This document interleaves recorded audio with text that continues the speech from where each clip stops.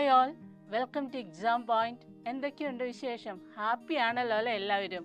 അപ്പോൾ ഇന്ന് നമ്മൾ പഠിക്കാൻ പോകുന്നത് class 10 ഹിസ്റ്ററിയിലെ 3rd lesson public administration അഥവാ പൊതുഭരണം ഒക്കെയാണല്ലോ അല്ലേ? അപ്പോൾ ഈ പൊതുഭരണം എന്ന് പറഞ്ഞിട്ടുണ്ടെങ്കിൽ എന്താണ്? ഒരു ഗവൺമെൻറ് നമുക്കുണ്ടാവും അല്ലേ ഭരിക്കാനായിട്ട്. അതായത് public administration is concern with the administration of the government. പൊതുഭരണം എന്നാൽ ഗവൺമെൻറ് ഭരണത്തെ സംബന്ധിക്കുന്നതാണെന്നാണ് ആര് പറഞ്ഞിരിക്കുന്നത്? എൻ ഗ്ലാഡൻ പറഞ്ഞിരിക്കുന്നത്. ഓക്കെ, അപ്പോൾ ഒരു ഗവൺമെൻറ് ഭരണത്തെ സംബന്ധിച്ചാണ് നമ്മൾ പൊതുഭരണം എന്ന് പറയുന്നത്. അത് മാത്രമാണോ പൊതുഭരണം? അതിനു മുമ്പ് നമുക്കൊരു ഡെഫിനിഷൻ പഠിക്കണം. പൊതുഭരണത്തെക്കുറിച്ച് ഡെഫിനിഷൻ പഠിക്കണം. എന്താ അത്? Public administration is the effective utilisation of men and material for the implementation of existing laws and governmental policies, programmes and developmental project. എന്താ പൊതുഭരണത്തിൻ്റെ ഡെഫിനിഷൻ ചോദിച്ചാൽ നിങ്ങൾ ഇതാണ് എഴുതേണ്ടത്. എന്താ അത്? രാജ്യത്ത് നിലവിലുള്ള നിയമങ്ങളും ഗവൺമെൻറ്റിൻ്റെ നയപരിപാടികളും വികസന പദ്ധതികളും നടപ്പാക്കുന്നതിന് ഭൗതിക സാഹചര്യങ്ങളും മനുഷ്യവിഭവങ്ങളും ഫലപ്രദമായി വിനിയോഗിക്കുന്നതിനെയാണ് നമ്മൾ എന്ത് പറയുക? പൊതുഭരണം എന്ന് പറയുന്നത്. അതപ്പോൾ ശ്രദ്ധിച്ച് പഠിക്കണം. അത് എന്തൊക്കെയാണ് പറഞ്ഞിരിക്കുന്നത്? നിലവിലുള്ള നിയമങ്ങൾ, ഗവൺമെൻറ്റിൻ്റെ പല നയപരിപാടികൾ, വികസന പദ്ധതികൾ നടപ്പാക്കുന്നതൊക്കെ നമുക്ക് ഇഷ്ടംപോലെ മനുഷ്യർ വേണമല്ലേ ഇതൊക്കെ ഇംപ്ലിമെൻ്റ് ചെയ്യണമെങ്കിൽ. അതുകൊണ്ടാണ് വിഭവം എന്ന് പറഞ്ഞിരിക്കുന്നത്. അതൊക്കെ ഫലപ്രദമായി ആളുകളുടെ ഒരു കൂട്ടായ്മയിലൂടെ, അതറിയാം, നമുക്കറിയാം ഗവൺമെൻറ് ഡിഫറെൻറ്റ് സ്ഥാപനങ്ങളുണ്ട് അല്ലേ? എല്ലായിടത്തും ആളുകൾ അതുപോലെ അധ്വാനിച്ച് അതൊരു എന്താ പറയുക ഏകോപിപ്പിച്ച് കൊണ്ടുപോകുന്ന ഒരു പ്രസ്ഥാനങ്ങളാണ് അല്ലേ? എല്ലാം കണക്റ്റഡ് ആയിരിക്കും ഗവൺമെൻറ് സ്ഥാപനങ്ങളെല്ലാം. അപ്പോൾ ഇതിനെയാണ് നമ്മൾ എന്ത് പറയുക? പൊതുഭരണം എന്ന് പറയുക. ഓക്കെ, നോക്കിയേ. During monarchy the interest of the monarch was the basis of public administration. അതായത് രാജഭരണ കാലത്താണെങ്കിലും രാജാവിൻ്റെ ഭരണം എന്ന് പറയുന്നതും എന്ത് തന്നെയാണ്? ഒരു പൊതുഭരണമാണ്. ഓക്കെ, അതുപോലെ but in democratic system importance is given to the interest of the people. Democratic സിസ്റ്റമാണ്. അപ്പോൾ ജനാധിപത്യ വ്യവസ്ഥയിൽ ജനങ്ങളുടെ താല്പര്യങ്ങൾക്കാണ് എന്ത് പ്രാധാന്യം കൊടുക്കുന്നത്. ഇത്രയും ക്ലിയർ ആണല്ലോ അല്ലേ? അപ്പോൾ democratic administration becomes more effective and efficient through public administration. എന്താ പറഞ്ഞിരിക്കുന്നത്? ജനാധിപത്യ ഭരണം കൂടുതൽ ഫലപ്രദവും കാര്യക്ഷമവുമായത് പൊതുഭരണ സംവിധാനത്തിലൂടെ ആണ്. അപ്പോൾ പൊതുഭരണത്തിന് അല്ലെങ്കിൽ അഡ്മിനിസ്ട്രേഷന് അത്ര ഇമ്പോർട്ടൻസ് ഉണ്ട് അല്ലേ? നോക്കിയേ, governmental institution are part of public administration. They function for the welfare of the people. അതായത് ഗവൺമെൻറ് എല്ലാ ഗവൺമെൻറ് സ്ഥാപനങ്ങളും എന്താണ്? പൊതുഭരണത്തിൻ്റെ ഭാഗമാണ് അല്ലേ? പൊതുഭരണ സംവിധാനത്തിൻ്റെ ഭാഗമാണ്. ജനക്ഷേമം മുൻനിർത്തിയാണ് അവ പ്രവർത്തിക്കുന്നത്. നമുക്കറിയാം, ഇപ്പോൾ നിങ്ങളുടെ സ്കൂളിൻ്റെ അടുത്തുള്ള ഗവൺമെൻറ് സ്കൂളിൽ പഠിക്കുന്ന സ്റ്റുഡൻസ് ആണെങ്കിലും അല്ലെങ്കിലും കേട്ടോ, നിങ്ങളുടെ അടുത്തുള്ള കുറച്ച് ഗവൺമെൻറ് സ്ഥാപനങ്ങളൊക്കെ നോക്കിയാൽ പോസ്റ്റ് ഓഫീസ് ഉണ്ട്, അതുപോലെ തന്നെ നമുക്ക് ബ്ലോക്ക് ഉണ്ട്, പിന്നെയോ പല ഹോസ്പിറ്റൽസ് ഉണ്ട് അല്ലേ? നമുക്ക് സാധാരണ ജനങ്ങൾക്ക് ബെറ്റർ ട്രീറ്റ്മെൻറ്റ് കിട്ടാനായിട്ട് ഹോസ്പിറ്റൽസ് ഉണ്ട്. ഇതെല്ലാം എന്തിനു വേണ്ടിയാണ്? ജനങ്ങളുടെ ക്ഷേമത്തിന് വേണ്ടിയാണ്. നിയർ ബൈ അക്ഷയ സെൻറ്റേഴ്സ് ഉണ്ട്. ഇതെല്ലാം ഗവൺമെൻറ് സേവനങ്ങൾ നിങ്ങൾക്ക് കിട്ടാൻ വേണ്ടിയുള്ളതാണ്. ഓക്കെ ആണല്ലോ അല്ലേ? അപ്പോൾ നോക്കിയേ, ഇനി അടുത്ത് നമുക്ക് നോക്കാം ഇമ്പോർട്ടൻസ് ഓഫ് പബ്ലിക് അഡ്മിനിസ്ട്രേഷൻ. ഈ പബ്ലിക് അഡ്മിനിസ്ട്രേഷൻ്റെ പ്രാധാന്യം, പൊതുഭരണത്തിൻ്റെ പ്രാധാന്യം എന്തൊക്കെയാണെന്ന് നോക്കാം. Formulate the governmental policies and provide goods and service. Okay, ആളുകൾക്ക് സേവനങ്ങളും സാധനങ്ങളൊക്കെ കൊടുക്കുക. അതുവേണം. Ensure welfare of the people. ആളുകളുടെ ക്ഷേമങ്ങൾ അന്വേഷിക്കുക. അതുവേണം. Find out the solution to public issue. ജനകീയ പ്രോബ്ലംസ് ഒക്കെ ഉണ്ടാവുകയാണെങ്കിൽ അതിനൊരു സൊല്യൂഷൻ കൊടുക്കുക. ഇതൊക്കെയാണ് പബ്ലിക് അഡ്മിനിസ്ട്രേഷൻ്റെ ഇമ്പോർട്ടൻസ് അല്ലെങ്കിൽ സിഗ്നിഫിക്കൻസ് എന്ന് പറയുന്നത്. നോക്കാം എന്തൊക്കെയാണ് പറഞ്ഞതെന്ന് ഒന്നോട് നോക്കാം. പൊതുഭരണത്തിൻ്റെ പ്രാധാന്യം എന്തൊക്കെയാണെന്ന് ഒന്നോട് നോക്കാം. ഗവൺമെൻറ് നയങ്ങൾ രൂപപ്പെടുത്തുന്നു, അതുപോലെ സാധനങ്ങളും സേവനങ്ങളും ലഭ്യമാക്കുന്നു. എന്താ ഈ സാധനം സേവനങ്ങളൊക്കെ ലഭ്യമാക്കുക എന്ന് പറഞ്ഞാൽ നമുക്കറിയാലേ, സാധനങ്ങൾ നമുക്ക് വില കുറച്ച് റേഷൻ കട പോലെയുള്ള സപ്ലൈക്കോ പോലെയുള്ള വഴികളിലൂടെ ജനങ്ങൾക്ക് സാധനങ്ങൾ കൊടുക്കുന്നുണ്ട്, അതുപോലെ സേവനങ്ങൾ കിട്ടുന്നുണ്ട്. അത് ടീച്ചർ ഓൾറെഡി പറഞ്ഞു, ഹോസ്പിറ്റൽ, സാധാരണ കുട്ടികൾക്ക് പഠിക്കാനൊക്കെ ആയിട്ട് ഗവൺമെൻറ് സ്കൂൾസ് ഉണ്ട്. അങ്ങനെ പല സേവനങ്ങളും ഗവൺമെൻറ്റിൽ നിന്ന് നമ്മളിലേക്ക് എത്തുന്നുണ്ട്. ഇവയൊക്കെയാണ് സാധനങ്ങൾ സേവനങ്ങളൊക്കെ എന്ന് പറയുക. പിന്നെയോ ജനക്ഷേമം ഉറപ്പാക്കുന്നു, ജനങ്ങളുടെ ക്ഷേമം. അപ്പോൾ അതായത് കുടിവെള്ളം ഇല്ലെങ്കിൽ ആ പ്രദേശത്ത് കുടിവെള്ളം എത്തിക്കുന്നു, വൈദ്യുതി ഇല്ലെങ്കിൽ അതെത്തിക്കുന്നു, വീടുകളില്ലെങ്കിൽ അത് കറക്റ്റായിട്ട് കൊടുക്കുന്നു. അങ്ങനെ ജനക്ഷേമങ്ങളും ഗവൺമെൻറ് നോക്കുന്നുണ്ട്. കൂടാതെ ജനകീയ പ്രശ്നങ്ങൾക്ക് പരിഹാരം കാണുന്നുണ്ട്. നമുക്ക് റോഡൊക്കെ പൊട്ടിപ്പൊളിഞ്ഞ് കിടക്കുകയാണെങ്കിൽ അത് കറക്റ്റ്ലി മെയിൻറ്റെയിൻ ചെയ്യുന്നു.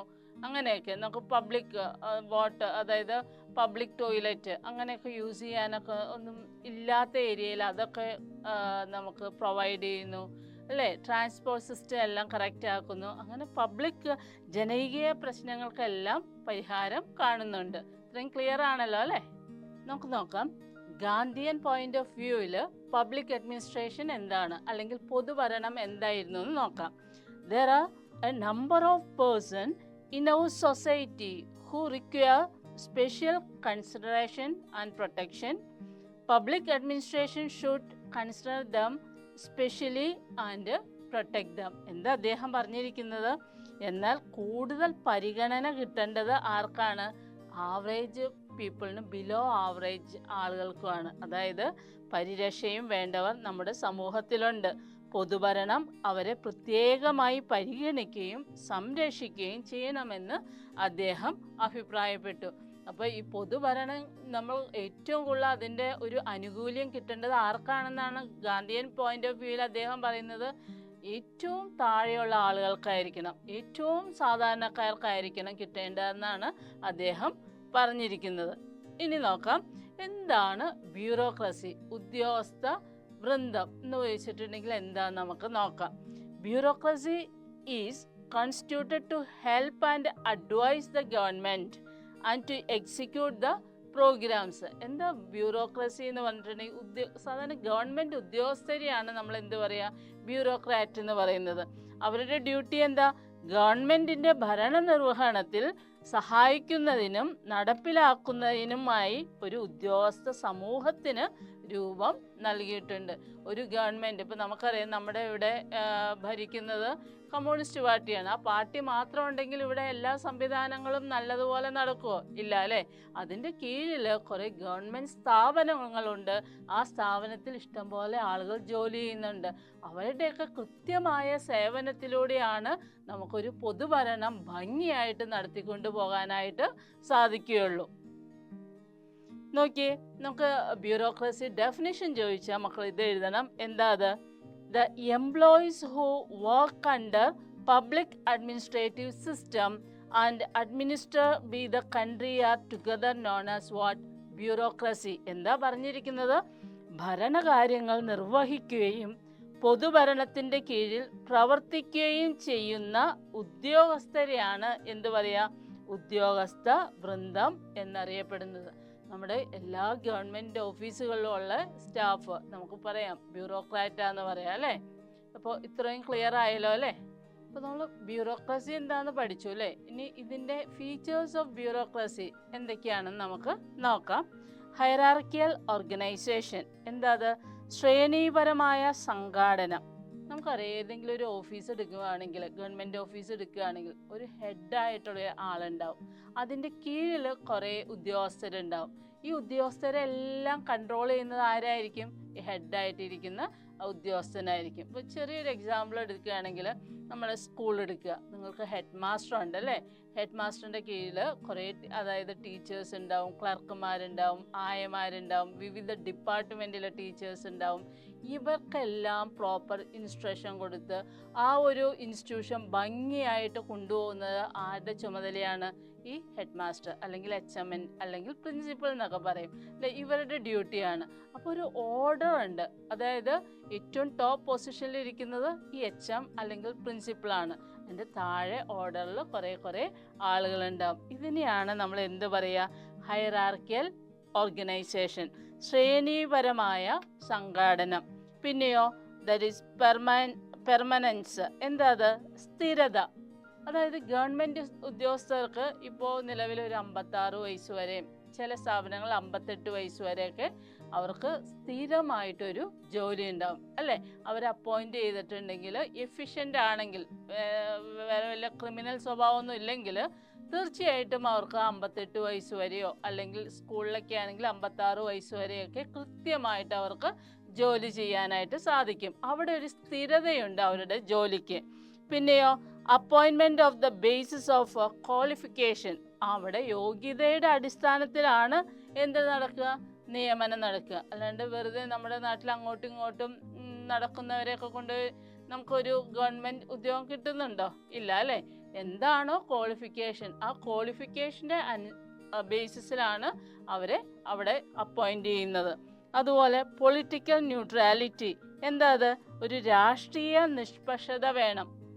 അത്തരം ഉദ്യോഗസ്ഥർക്ക് ഒരു രാഷ്ട്രീയ നിഷ്പക്ഷത വേണം. എന്താ അത് രാഷ്ട്രീയ നിഷ്പക്ഷത എന്ന് പറഞ്ഞാൽ?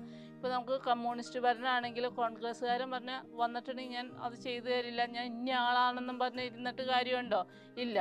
ഒരു രാഷ്ട്രീയം ഒന്നും നോക്കാതെ എല്ലാവരിലേക്കും ഒരേ തലത്തിൽ നമ്മളുടെ സേവനം കൊടുക്കേണ്ടതായിട്ടുണ്ട്.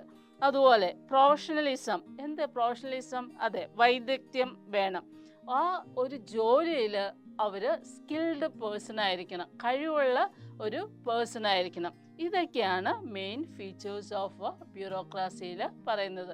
ഇതെപ്പോഴും എക്സാമിന് 4 മാർക്കിൻ്റെ ഒരു ക്വസ്റ്റ്യൻ ആയിട്ട് വരാറുള്ളതാണ്. അത് കറക്റ്റായിട്ട് പഠിച്ചു വെച്ചിരിക്കണം കേട്ടോ. നോക്കുക, നെക്സ്റ്റ് ഇന്ത്യൻ സിവിൽ സർവീസ്. നമ്മളിപ്പോഴും കേൾക്കുന്ന വാക്കാണ് അല്ലേ, ഇന്ത്യൻ സിവിൽ സർവീസ്. എന്താന്ന് നോക്കാം. Indian civil service, all the employees who work under the central and state governments and the employees under the public sector undertaking are the part of Indian civil service. അപ്പോൾ നോക്കിയേ, Indian civil സർവീസിൻ്റെ കീഴിൽ വരുന്നത് ഏതൊക്കെയാണ്? Central government, state government, then പൊതുമേഖലാ സ്ഥാപനങ്ങൾ, public sector. നോക്കിയേ, കേന്ദ്ര ഗവൺമെൻറ്റിൻ്റെയും സംസ്ഥാന ഗവൺമെൻറ്റിൻ്റെയും കീഴിൽ പ്രവർത്തിക്കുന്ന മുഴുവൻ ഉദ്യോഗസ്ഥരും വിവിധ പൊതുമേഖലാ സ്ഥാപനങ്ങളുടെ ഉദ്യോഗസ്ഥരും ഇന്ത്യയുടെ സിവിൽ സർവീസിൻ്റെ ഭാഗമാണ്. അപ്പോൾ നമുക്കറിയാം, നമ്മളുടെ banking system SBI, state bank of India ഒക്കെ സെൻട്രൽ ഗവൺമെൻറ്റിൻ്റെ കീഴിലാണ് അല്ലേ. അതുപോലെ സ്റ്റേറ്റ് ഗവൺമെൻറ്, നമുക്ക് പോസ്റ്റ് ഓഫീസ് സെൻട്രൽ ഗവൺമെൻറ്റിൻ്റെ ഭാഗമായിട്ടുള്ളതാണ്. അതുപോലെ നമ്മളുടെ ഇവിടെ PWD പോലെയുള്ള അല്ലെങ്കിൽ അങ്ങനെയുള്ള ഗവൺമെൻറ് സ്ഥാപനങ്ങളും ഉണ്ട്. അതുപോലെ പൊതുമേഖലാ സ്ഥാപനങ്ങളുണ്ട്. ഇപ്പോൾ മലബാർ സിമൻസ് പോലെയുള്ള കമ്പനികൾ, ഇവയെല്ലാം എന്തിൻ്റെ അണ്ടറിൽ വരുന്നതാണ്? ഇന്ത്യൻ സിവിൽ സർവീസിൻ്റെ അണ്ടറിൽ വരുന്നതാണ്. കൃത്യമായിട്ട് മനസ്സിലായല്ലോ അല്ലേ ഇതുവരെ? ഓക്കെ, ഇനി നമുക്ക് നോക്കാം ഓൾ ഇന്ത്യ സർവീസ്. എന്താണ് അഖിലേന്ത്യ സർവീസ് എന്താണെന്ന് നോക്കാം. എന്താ അതിൻ്റെ ഡ്യൂട്ടി? എന്താ? Recruit at national level, appoint in central or state service. എന്താ അത്? ദേശീയ തലത്തിൽ തിരഞ്ഞെടുക്കുന്നതിനെയാണ് ഇവിടെ ഓൾ ഇന്ത്യൻ സിവിൽ സർവീസ് അല്ലെങ്കിൽ അഖിലേന്ത്യാ സർവീസ് എന്നൊക്കെ പറയുന്നത്. ദേശീയ തലത്തിലായിരിക്കും തിരഞ്ഞെടുക്കുന്നവരായിരിക്കും. അതുപോലെ കേന്ദ്ര സർവീസിലോ സംസ്ഥാന സർവീസിലോ നിയമിക്കപ്പെടുന്നു. അവരെ നിയമിക്കുന്നത് എവിടെയാണ്? കേന്ദ്രത്തിലോ അല്ലെങ്കിൽ സ്റ്റേറ്റിൻ്റെ അണ്ടറിലായിരിക്കും. ഉദാഹരണത്തിന് Indian administrative service, IAS. Okay, എന്താ full form? Indian administrative service. അപ്പോൾ ആ തലത്തിലൊക്കെ ഇഷ്ടമുള്ള കുട്ടികളൊക്കെ ഉണ്ടെങ്കിൽ ആ തലത്തിലേക്ക് പഠിച്ചു നിൽക്കുക. കാരണം അത്ര ഒരു ഹൈ പ്രൊഫഷനാണ് അല്ലേ IAS എന്നൊക്കെ പറയുന്നത്. അതുവേണം ഇന്ത്യൻ പോലീസ് സർവീസ്. എന്താ ഫുൾ ഫോം? IPS, that is full form എന്താ? Indian police service. Okay, clear ആയല്ലോ? അപ്പോൾ അഖിലേന്ത്യാ സർവീസ്, ഓൾ ഇന്ത്യൻ സിവിൽ സർവീസിൽ ഡ്യൂട്ടിക്ക് അപ്പോയിൻറ്റ് ചെയ്യുന്നവരെ ദേശീയ തലത്തിൽ തിരഞ്ഞെടുക്കുന്നു. അവർ കേന്ദ്ര സർവീസിലോ സ്റ്റേറ്റിൻ്റെ അണ്ടറിലോ ജോലിക്കായിട്ട് അപ്പോയിൻറ്റ് ചെയ്യുന്നു. കൂടാതെ ഉദാഹരണത്തിന് നമുക്ക് പറയാം IAS, IPS ഇതിൻ്റെ കീഴിൽ വരുന്നവരാണ്. അടുത്തതായിട്ട് നമുക്ക് നോക്കാം സെൻട്രൽ സർവീസ്, അതായത് കേന്ദ്ര സർവീസ് എന്താണെന്ന് നോക്കാം. റിക്രൂട്ട് അറ്റ് നാഷണൽ ലെവൽ, അല്ലേ, ദേശീയ തലത്തിൽ തിരഞ്ഞെടുക്കപ്പെടുന്നു. പിന്നെയോ appoint in central government department only, അത് ശ്രദ്ധിക്കുക. ഇവിടെ എന്താ? സെൻട്രൽ സർവീസ് ആണ്. ഇവരെ എവിടെ മാത്രമേ അപ്പോയിന്റ് ചെയ്യുന്നുള്ളൂ? കേന്ദ്ര ഗവൺമെൻറ് മാത്രം അധികാരമുള്ള ഭരണവകുപ്പിൽ മാത്രമേ ഇവരെ നിയമിക്കപ്പെടുന്നുള്ളൂ. ഉദാഹരണമായിട്ട് Indian foreign service, Indian railway service, ഇവയെല്ലാം എന്തിൻ്റെ അണ്ടറിൽ വരുന്നതാണ്? അതെ, കേന്ദ്ര സർവീസിൻ്റെ അണ്ടറിൽ വരുന്ന ജോലികളൊക്കെയാണ്, അല്ലേ? നോക്കാം അടുത്തത് സ്റ്റേറ്റ് സർവീസ്. ആ പേര് കേൾക്കുമ്പോൾ തന്നെ അറിയാം നമുക്ക്. സംസ്ഥാന സർവീസ് എന്തായിരിക്കും? റിക്രൂട്ട് അറ്റ് സ്റ്റേറ്റ് ലെവൽ, സംസ്ഥാന തലത്തിലാണ് തെരഞ്ഞെടുപ്പ് നടക്കുന്നത്. അതുപോലെ appoint in state government department, ഇവരെ അപ്പോയിന്റ് ചെയ്യുന്നത് എവിടെയായിരിക്കും? സംസ്ഥാന ഗവൺമെൻറ്റിൻ്റെ കീഴിൽ വരുന്ന വകുപ്പുകളിലാണ് നിയമിക്കപ്പെടുന്നത്. സെയിൽസ് ടാക്സ് ഓഫീസറൊക്കെ ഈ ഒരു വിഭാഗത്തിൽ പെടുന്നവരാണ്. ഇത്രയും ക്ലിയർ ആയല്ലോ, അല്ലേ? അടുത്ത് നമുക്ക് നോക്കാം UPSC. കേട്ടിട്ടുണ്ടല്ലോ. എന്താ അത്? Union public service commission. എന്താണ് മെയിനായിട്ട് യൂണിയൻ പബ്ലിക് സർവീസ് കമ്മീഷൻ്റെ ഡ്യൂട്ടി നോക്കാം. Candidates to all Indian service and central services are recruited by union public service commission. എന്താ പറഞ്ഞിരിക്കുന്നത്? കേന്ദ്ര സർവീസിലേക്കും അഖിലേന്ത്യാ സർവീസിലേക്കും ഉദ്യോഗസ്ഥരെ തിരഞ്ഞെടുക്കുന്നത് ആരാണ്? യെസ്, യൂണിയൻ പബ്ലിക് സർവീസ് കമ്മീഷനാണ്. ഫുൾ ഷോർട്ട് ഫോം എന്ത് പറയും? UPSC. ഓക്കെ, കമ്മീഷൻ്റെ ചെയർമാനെയും അംഗങ്ങളെയും നിയമിക്കുന്നത് നമ്മുടെ രാഷ്ട്രപതിയാണ്. ചെയർമാൻ, UPSCയുടെ ചെയർമാനെ നിയമിക്കുന്നത്, അപ്പോയിന്റ് ചെയ്യുന്നത് ആരാണ്? രാഷ്ട്രപതിയാണ്. ഇനി നോക്കിക്കേ PSC. നിങ്ങൾ എപ്പോഴും കേൾക്കുന്ന ഒരു വാക്കാണ്, അല്ലേ? PSC. എന്താ PSC എന്ന് പറഞ്ഞാൽ? Yes, public service commission. Public service commission of the സ്റ്റേറ്റിനെയാണ് നമ്മൾ എന്ത് പറയുക? PSC എന്ന് പറയുക. At the state level candidates are recruited by PSC. കാൻഡിഡേറ്റിനെ സ്റ്റേറ്റ് ലെവലിൽ റിക്രൂട്ട് ചെയ്യുന്നത് ആരാണ്? PSC ആണ്. സംസ്ഥാന തലത്തിൽ ഉദ്യോഗസ്ഥരെ തിരഞ്ഞെടുക്കുന്നത് അതാത് സംസ്ഥാനങ്ങളിലെ പബ്ലിക് സർവീസ് കമ്മീഷനാണ്. ഓക്കെ, ഗവർണറാണ് PSC ചെയർമാനെയും അംഗങ്ങളെയും നിയമിക്കുന്നത്. ഓക്കെ, അപ്പോൾ അത് മാറിപ്പോവരുത്. നമ്മളിപ്പോൾ തൊട്ട് മുമ്പ് പഠിച്ചു എന്താ? UPSC. അവിടെ ചെയർമാനെയും ആളുകളെയൊക്കെ നിയമിക്കുന്നത് ആരാണ്? രാഷ്ട്രപതിയാണ്. ഓക്കെ, പക്ഷേ PSCയിൽ ആർക്കാണ് ഇവരെ അപ്പോയിന്റ് ചെയ്യാനുള്ള ചെയർമാനെയും അംഗങ്ങളെയും നിയമിക്കുന്നത് ആരാണ്? യെസ്, ഗവർണറാണ്. അത് മറന്നു പോകരുത് കേട്ടോ. PSC ഫുൾ ഫോം പഠിക്കണം, public service commission of the state. അപ്പോൾ നമുക്ക് അതിൽ നിന്ന് തന്നെ അറിയാം, അല്ലേ? ഇവിടെ ആരെയും അപ്പോയിന്റ് ചെയ്യുന്നത്? യെസ്, മെയിനായിട്ട് സംസ്ഥാന തലത്തിൽ ഉദ്യോഗസ്ഥരെയാണ് അപ്പോയിന്റ് ചെയ്യുന്നത്. ഇത്രയും ക്ലിയർ ആയല്ലോ, അല്ലേ? ഇനി നോക്കി അഡ്മിനിസ്ട്രേറ്റീവ് റിഫോം. എന്താ അത്? ഭരണ നവീകരണം. ഓക്കെ, അതിൻ്റെ ഇമ്പോർട്ടൻസ് എന്തൊക്കെയാണെന്ന് നമുക്ക് നോക്കാം. അഡ്മിനിസ്ട്രേറ്റീവ് റിഫോംസിൻ്റെ a number of steps are taken by the government for increasing the efficiency of the service and to provide service to people in a time-bound manner. They are known as what? Administrative reforms. എന്തൊക്കെയാണ് പറഞ്ഞിരിക്കുന്നത്? ഭരണനിർവഹണത്തിൻ്റെ കാര്യക്ഷമത വർദ്ധിപ്പിക്കാനും സേവനങ്ങൾ സമയബന്ധിതമായി പൊതുജനങ്ങൾക്ക് ലഭ്യമാക്കാനും ഗവൺമെൻറ്റുകൾ പല നടപടികളും സ്വീകരിച്ചിട്ടുണ്ട്. ഇവ ഭരണ നവീകരണം എന്ന് അറിയപ്പെടുന്നു. ഓക്കെ, ആ ടൈം ബൗണ്ടിനുള്ളിൽ നമുക്ക് കാര്യങ്ങൾ ചെയ്ത് ജനങ്ങളിലേക്ക് കിട്ടിയിരിക്കണം. അത് കിട്ടിയില്ലെങ്കിൽ നമുക്കതിനെ ക്വസ്റ്റ്യൻ ചെയ്യാനുള്ള അവകാശവും ഉണ്ട്. ഓക്കെ, ക്ലിയർ ആണല്ലോ, അല്ലേ? നോക്കിക്കേ, the observation of APJ Abdul Kalam about e governance. Okay, ഈ ഗവേണൻസിനെ കുറിച്ച് അബ്ദുൽ കലാമിൻ്റെ ഒരു ഒബ്സർവേഷൻ എന്താണെന്ന് നോക്കിക്കേ. A transparent smart governance with seamless access, secure authentic flow of information, crossing the interdepartmental barrier and providing a fair and unbiased service to citizen. എന്താ അദ്ദേഹം പറഞ്ഞത്?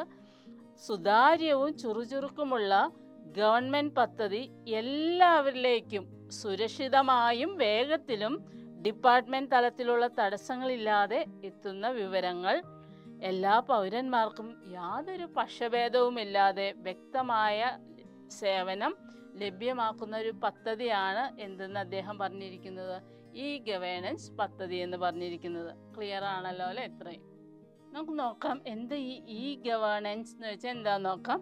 ഈ governance is the use of electronic technology in administration. അതായത് പൊതുഭരണത്തിൽ electronic ടെക്നോളജിയുടെ സഹായത്തോടു കൂടി പൊതുഭരണം easy ആക്കുന്നതിനെയാണ് നമ്മൾ എന്ത് പറയുക? ഈ ഗവേണൻസ് എന്ന് പറയുക. എന്താ അതിൻ്റെ ഇമ്പോർട്ടൻസ്, പ്രാധാന്യം? This help to obtain government service easily and a speedy manner. വളരെ സ്പീഡായിട്ട് പെട്ടെന്ന് ഗവൺമെൻറ് സേവനം ജനങ്ങളിലേക്ക് എത്തിക്കാനായിട്ട് സാധിക്കുന്നു. നമുക്കറിയാം പണ്ട് കാലത്ത് നമ്മളൊരു ഇൻകം സർട്ടിഫിക്കറ്റ് അല്ലെങ്കിൽ ഒരു കാസ്റ്റ് സർട്ടിഫിക്കറ്റ് ഒക്കെ കിട്ടണമെങ്കിൽ എത്ര ദിവസം നടന്നാലും ഇപ്പോൾ നമുക്ക് ത്രൂ അക്ഷയ വഴിയൊക്കെ അത് പെട്ടെന്ന് സാധ്യമാകുന്നുണ്ട് അല്ലേ? അതുകൊണ്ട് ഒരു എക്സാമിനൊക്കെ നമുക്ക് ആപ്ലിക്കേഷൻ അയക്കാനും എല്ലാത്തിനും വളരെ ഫാസ്റ്റായിട്ട് കാര്യങ്ങൾ നടക്കുന്നുണ്ട്. എന്തുകൊണ്ട്? അത് ഈ ഗവേണൻസ് സിസ്റ്റം ഉള്ളത് കൊണ്ടാണ്. അതായത് ഇലക്ട്രോണിക് ടെക്നോളജിയുടെ സഹായത്തോടു കൂടി ഇതെല്ലാം നമുക്ക് വളരെ ഫാസ്റ്റായിട്ട് ജനങ്ങളിലേക്ക് ആ സേവനം എത്തിക്കാനായിട്ട് സാധിക്കുന്നുണ്ട്. നോക്കുക, examine the benefits of e governance. അതായത് ഈ ഗവേണൻസിൻ്റെ ബെനിഫിറ്റ്സ് എന്തൊക്കെയാണെന്ന് നമുക്ക് നോക്കാം. Need not to wait government offices for services. എന്താ? വിവര സാങ്കേതിക വിദ്യയുടെ സഹായത്താൽ സേവനം നമുക്ക് നേടാനായിട്ട് സാധിക്കുന്നുണ്ട്. അതുപോലെ സേവനത്തിനായി സർക്കാർ ഓഫീസിൽ കാത്തു നിൽക്കേണ്ടതില്ല. അതാണ് ഏറ്റവും വലിയൊരു അഡ്വാൻറ്റേജ്. രാവിലെ പോയി വൈകുന്നേരം വരെ നമുക്കവിടെ വെയിറ്റ് ചെയ്യേണ്ട ആവശ്യമില്ല. അതുപോലെ can receive service with the help of information technology. എന്താ പറഞ്ഞിരിക്കുന്നത്? വിവര സാങ്കേതിക വിദ്യയുടെ സഹായത്താൽ നമുക്കിവിടെ സേവനം നേടാനായിട്ട് സാധിക്കും. പിന്നെയോ government services offered speedily with less expense. പിന്നെ എന്താ പറഞ്ഞിരിക്കുന്നത്? സർക്കാർ സേവനം കുറഞ്ഞ ചിലവിലും വേഗത്തിലും നമുക്ക് ലഭിക്കുന്നു. അതുപോലെ efficiency of the officers and quality of the service get enhanced. എന്താ പറഞ്ഞിരിക്കുന്നത്? ഓഫീസുകളുടെ കാര്യക്ഷമതയും സേവനത്തിൻ്റെ ഗുണമേന്മയും വർദ്ധിക്കുന്നു. അതായത് ഇപ്പോൾ ഗവൺമെൻറ് ഓഫീസിൽ ഗവൺമെൻറ് സ്റ്റാഫൊക്കെ കൃത്യമായിട്ട് വർക്ക് ചെയ്തിരിക്കണം. അവരുടെ എഫിഷ്യൻസി എല്ലാം വർദ്ധിച്ചിട്ടുണ്ട്. ആ സേവനം അത്ര ഫാസ്റ്റിൽ നമുക്ക് ജനങ്ങളിലേക്ക് ലഭിക്കുകയും ചെയ്യുന്നുണ്ട്. അതുപോലെ അക്ഷയ കേന്ദ്രം എല്ലാവർക്കും വളരെ ഫെമിലിയർ ആയിട്ടുള്ള അല്ലേ? ഈ ഗവേണൻസിലൂടെ ഗവൺമെൻറ് നൽകുന്ന സേവനങ്ങൾ ജനങ്ങൾക്ക് പ്രയോജനപ്പെടുത്തുന്നതിനായി രൂപം നൽകിയിട്ടുള്ള സംരംഭമാണ് അക്ഷയ കേന്ദ്രം. ജനങ്ങളെ ഈ സാക്ഷരരാക്കുക എന്നതും അക്ഷയ കേന്ദ്രത്തിൻ്റെ ഒരു പ്രധാന ലക്ഷ്യമാണ്. ഇൻ്റർനെറ്റ്, ഇലക്ട്രോണിക് സാങ്കേതിക വിദ്യയുടെ പ്രാഥമിക അറിവാണ് ഈ സാക്ഷരത. നമുക്കറിയാം ഇപ്പോൾ ഇൻ്റർനെറ്റ് അല്ലെങ്കിൽ ഇലക്ട്രോണിക് ഇതിൻ്റെയൊക്കെ ഹെൽപ്പോട് കൂടിയാണ് അക്ഷയ കേന്ദ്രം പ്രവർത്തിക്കുന്നത്. നമുക്ക് പല സർവീസും അക്ഷയ കേന്ദ്രത്തിൽ നമുക്ക് വളരെ ഫാസ്റ്റും സ്പീഡും ആയിട്ട് ലഭിക്കുന്നതാണ്. ക്ലിയർ ആണല്ലോ അല്ലേ? ഇത്രയും. അടുത്തതായി നമുക്ക് നോക്കാം റൈറ്റ് ടു ഇൻഫോർമേഷൻ ആക്ട് എന്താണെന്ന് നോക്കാം. അതായത് എന്താ റൈറ്റ് ടു ഇൻഫോർമേഷൻ ആക്ട് എന്ന് പറഞ്ഞിട്ടുണ്ടെങ്കിൽ നമുക്ക് നോക്കാം. മെയിൻ ഒബ്ജക്റ്റീവ്സ് എന്തൊക്കെയാണെന്ന് നോക്കാം. It prevent corruptions. എന്താ? അഴിമതി നിയന്ത്രിക്കുന്നതിനും ഉദ്യോഗസ്ഥർക്കിടയിൽ ഉത്തരവാദിത്യ ബോധം ഉണ്ടാക്കുന്നതിനും ഗവൺമെൻറ്റിൻ്റെ പ്രവർത്തനങ്ങൾ സുതാര്യമാക്കുന്നതിനും ഈ നിയമം ലക്ഷ്യമിടുന്നു. എന്തൊക്കെയാണ്? കറപ്ഷൻ, അഴിമതി കൺട്രോൾ ചെയ്യുന്നു. പിന്നെയോ ക്രിയേറ്റ് റെസ്പോൺസിബിലിറ്റി, ഉത്തരവാദിത്വ ബോധം ഉണ്ടാക്കുന്നു. Make the functioning of government transparent. അതുപോലെ ഗവൺമെൻറ്റിൻ്റെ പ്രവർത്തനങ്ങൾ സുതാര്യമാക്കുന്നതിനും ഈ നിയമം ലക്ഷ്യമിടുന്നത് മെയിനായിട്ട് അതാണ്, right to information act. Clear ആയല്ലോ അല്ലേ? ഇനി നമുക്ക് നോക്കാം റൈറ്റ് ടു സർവീസ് ആക്ട് എന്താണെന്ന് നോക്കാം. റൈറ്റ് ടു സർവീസ് അതായത് സേവന അവകാശത്തെയാണ് റൈറ്റ് ടു സർവീസ് ആക്ട് എന്ന് പറയുക. എന്താ ഇത് ഡിമാൻഡ് ചെയ്യുന്നത്? Right to service act is a law which ensure services to the people. This law determines the time limit for every service given by a government office. എന്തൊക്കെയാണ് അതിൽ പറയുന്നത്? സർക്കാർ സേവനങ്ങൾ കൃത്യമായും ഉറപ്പായും ജനങ്ങൾക്ക് ലഭ്യമാകാൻ അവസരം ഒരുക്കുന്നതിനെയാണ് എന്ത് പറയുക? റൈറ്റ് ടു സർവീസ് എന്ന് പറയുന്നത്. അതുപോലെ സേവനാവകാശ നിയമം ഓരോ സർക്കാർ ഓഫീസും നൽകുന്ന സേവനങ്ങൾ എത്ര കാലപരിധിക്കുള്ളിൽ നൽകണമെന്ന് ഈ നിയമം അനുശാസിക്കുന്നു. അതാണ് ഇതിൽ ഏറ്റവും ഇമ്പോർട്ടൻസ് ആയിട്ടുള്ളൊരു പോയിന്റ്. അപ്പോൾ നമ്മൾ എന്തെങ്കിലും ഒരു സേവനം ഗവൺമെൻറ് ഓഫീസിൽ ഏതെങ്കിലും ഓഫീസിൽ ചെന്ന് ആവശ്യപ്പെട്ടാൽ ഇന്ന ടൈം ബൗണ്ടിനുള്ളിൽ കൃത്യമായിട്ട് തിരിച്ച് നമ്മൾക്കത് കിട്ടിയിരിക്കണമെന്ന് അനുശാസിക്കുന്ന ഒരു ആക്റ്റാണ് right to service act. Clear ആണല്ലോ അല്ലേ ഇത്? ഇനി നമുക്ക് നോക്കാം എന്താണ് ലോക്പാൽ ആൻഡ് ലോകായുക്ത എന്താണെന്ന് നോക്കാം. നോക്കിയേ, Lokpal and Lokayukta are institutions constituted to prevent corruption at administrative, bureaucratic and political levels. എന്താ അത് മെയിനായിട്ട് ഉദ്ദേശിക്കുന്നത്? ഭരണത്തിൽ ഇരിക്കുന്നവർ, അതുപോലെ ഉദ്യോഗസ്ഥന്മാർ, രാഷ്ട്രീയപരമായിട്ട് ആരെങ്കിലുമൊക്കെ കറപ്ഷൻസ് കാണിച്ചിട്ടുണ്ടെങ്കിൽ അവരെ അന്വേഷിക്കാനായിട്ടുള്ളതാണ് ലോക്പാൽ ആൻഡ് ലോകായുക്ത എന്ന സംഘടന. എന്തൊക്കെയാണ് അതിൽ ഡിമാൻഡ് ചെയ്യുന്നത്? The institution constituted at the national level to prevent corruption is Lokpal. Lokpal national ലെവലിലുള്ള കറപ്ഷൻസ് ചെയ്യുന്നതാണ് എന്ത്? ലോക്പാൽ. അതുപോലെ Lokayukta is institution to constituted at the state level to hear the corruptions cases. ലോകായുക്തയോ സ്റ്റേറ്റ് ലെവലിലുള്ള കറപ്ഷൻസ് എല്ലാം ആരുടെ ഡ്യൂട്ടിയാണ് അത് കണ്ടുപിടിക്കുക എന്നുള്ളത്? ദാറ്റ് ഈസ് ലോകായുക്തയാണ്. എന്തൊക്കെയാണ് പറഞ്ഞതെന്ന് നമുക്ക് ഒന്നുകൂടെ നോക്കാം. ലോക്പാൽ ആൻഡ് ലോകായുക്ത എന്താണ് അവരുടെ മെയിൻ ഡ്യൂട്ടി? എന്താ? ഭരണതലത്തിലും ഉദ്യോഗസ്ഥ തലത്തിലും രാഷ്ട്രീയ തലത്തിലുമുള്ള അഴിമതി തടയുന്നതിന് രൂപം നൽകിയിരിക്കുന്ന സ്ഥാപനങ്ങളാണ് ലോക്പാലും ലോകായുക്തയും. നോക്കണേ, ഇത് ഇമ്പോർട്ടൻ്റ് ആയിട്ടുള്ളൊരു ക്വസ്റ്റ്യൻ ആണ്. എപ്പോഴും എക്സാമിന് ചോദിക്കുന്നതാണ്. What is the main duty of Lokayukta and Lokpal എന്ന് എപ്പോഴും ചോദിക്കുന്നതാണ്. നോക്കുക, അപ്പോൾ എന്താ അത്? ഭരണതലത്തിൽ, ഉദ്യോഗസ്ഥ തലത്തിൽ, രാഷ്ട്രീയ തലത്തിൽ ഇവരുടെയൊക്കെ അഴിമതി തടയുന്നതിനാണ് ഈ രണ്ട് സംഘടനയുള്ളത്. ഇനി എന്താണ് ലോകായുക്തയും ലോക്പാലും തമ്മിലുള്ള ഡിഫറൻസ് നോക്കാം. ദേശീയ തലത്തിൽ അഴിമതി തടയുന്നതിന് രൂപം നൽകിയ സ്ഥാപനമാണ് ലോക്പാൽ. ഓക്കെ, അതുകൊണ്ട് തന്നെ സംസ്ഥാന തലത്ത് അഴിമതി തടയുന്നതിനുള്ള സ്ഥാപനമാണ് ലോകായുക്ത. ക്ലിയർ ആണല്ലോ അല്ലേ? ഇനി നമുക്ക് എന്താ സെൻട്രൽ വിജിലൻസ് കമ്മീഷൻ്റെ ഡ്യൂട്ടി എന്താണെന്ന് നോക്കാം. നമ്മൾ ചില സിനിമയിലൊക്കെ കണ്ടിട്ടുണ്ടല്ലോ, മമ്മൂട്ടിയൊക്കെ ഓടി വന്ന് ചില സ്ഥാപനങ്ങളുടെ മുമ്പിൽ നിന്നിട്ട് ഞങ്ങൾ എന്താ പറയുക ഫ്രം വിജിലൻസി എന്നാന്ന് പറയും അല്ലേ? എന്താ ഈ വിജിലൻസുകാരുടെ ഡ്യൂട്ടി എന്തൊക്കെയാണെന്ന് നോക്കാം. The central vigilance commission is the institution constituted at the national level to prevent corruption. അതായത് നാഷണൽ ലെവലിലെ അഴിമതി ഒക്കെ അന്വേഷിച്ച് കണ്ടുപിടിക്കുന്നവരാണ് ആര്? അവരുടെ ഡ്യൂട്ടി. ആരുടെ ഡ്യൂട്ടി? വിജിലൻസ് കമ്മീഷണറുടെ ഡ്യൂട്ടി. നമുക്ക് നോക്കാം എന്തൊക്കെയാണെന്ന്. അഴിമതി തടയുന്നത് ദേശീയ തലത്തിൽ രൂപം നൽകിയ സ്ഥാപനമാണ് സെൻട്രൽ വിജിലൻസ് കമ്മീഷൻ. ഓക്കെ, അതായത് ദേശീയ തലത്തിൽ ആര് അഴിമതി കാണിച്ചാലും അത് അന്വേഷിക്കുന്ന ആരാണ്? യെസ്, സെൻട്രൽ വിജിലൻസ് കമ്മീഷണറാണ്. അതുവേണം എന്നത് നിലവിൽ വന്നത് 1964 മറന്നു പോവരുത്, 1964 നിലവിൽ വന്നത്. കേന്ദ്ര ഗവൺമെൻറ് ഓഫീസുകളുമായി ബന്ധപ്പെട്ട് അഴിമതി തടയുന്നതിന് വേണ്ടിയാണ് സെൻട്രൽ വിജിലൻസ് കമ്മീഷൻ രൂപം കൊടുത്തിരിക്കുന്നത്. ഓക്കെ, അതുവേണം സെൻട്രൽ വിജിലൻസ് കമ്മീഷൻ്റെ തലപ്പത്ത് ഒരു വിജിലൻസ് കമ്മീഷണർ ഉണ്ടാകും. ഓക്കെ, അവരെല്ലാം കൺട്രോൾ ചെയ്യാനും ഇൻസ്ട്രക്ഷൻസ് കൊടുക്കാനും ഏറ്റവും തലപ്പത്തുള്ള ഉദ്യോഗസ്ഥൻ്റെ പേരെന്താണ്? വിജിലൻസ് കമ്മീഷണർ എന്നാണ്. ക്ലിയർ ആയല്ലോ അല്ലേ? നോക്കുക, അടുത്തത് നമുക്ക് നോക്കാം. ഓംബുഡ്സ്മാൻ എല്ലാവരും കേട്ടിട്ടുണ്ട് അല്ലേ? ഓംബുഡ്സ്മാൻ എന്താ അവരുടെ ഡ്യൂട്ടി നോക്കാം. Elected representatives bureaucrats are part of public administration. അതായത് ജനപ്രതിനിധികളും ഉദ്യോഗസ്ഥരും പൊതുഭരണത്തിൻ്റെ ഭാഗമാണെന്ന് നമുക്കറിയാം.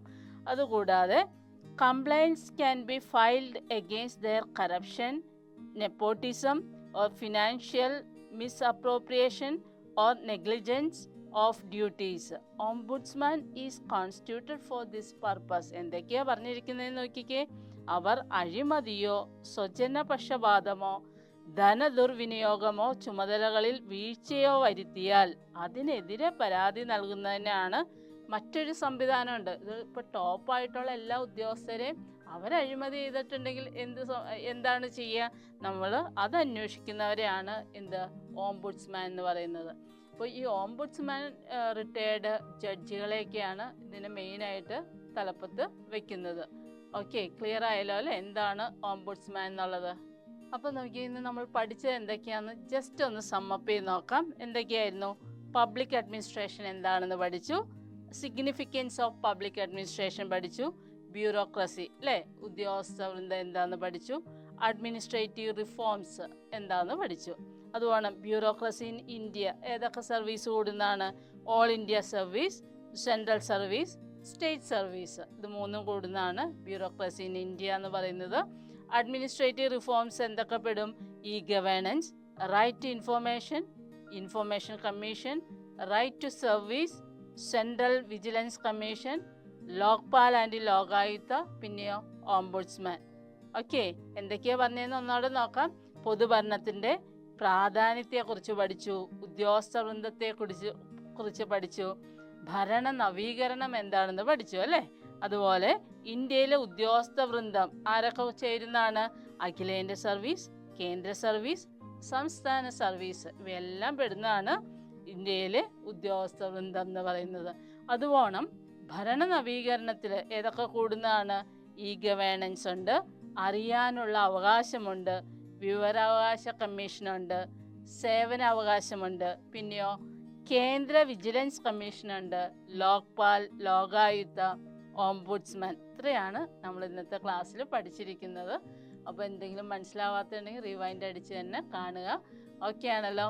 അപ്പോൾ ടീച്ചർ ഇന്നത്തെ ഈ പോർഷൻസ് എല്ലാം റെഫർ ചെയ്തിരിക്കുന്നത് എക്സാം പോയിന്റിൽ നിന്നാണ്.